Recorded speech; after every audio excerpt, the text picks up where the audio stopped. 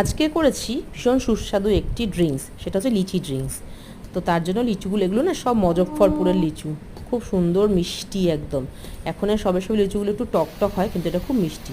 তো লিচুগুলো খোসা ছাড়িয়ে টুকরো করে নিয়েছি, আর একটা মিক্সিং জারে লিচুর যে দানাটা ফেলে দিয়ে মাংসটা নিয়েছি, আর বরফ আর একটু মিশ্রি নিয়ে ওটাকে পেস্ট করে নিয়েছি। আর গ্লাসের মধ্যে দিয়েছি একটুখানি বরফ আর টুকরো করা লিচু, আর হচ্ছে যাতে মুখে পড়ে, আর হচ্ছে যেটা পেস্ট করে নিয়েছিলাম ওটা, আর কতগুলো চিয়া সিড।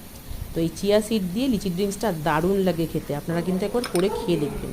ব্যাস কিছুই না, ঠান্ডা ঠান্ডা এবার একটু নাড়িয়ে চাড়িয়ে নিয়ে ব্যাস, আলাদা করে আর কিচ্ছু দেওয়ার দরকার নেই। দারুণ সুস্বাদু কিন্তু এই লিচি ড্রিঙ্কসটা, আপনারা অতি অবশ্যই একবার করে খান।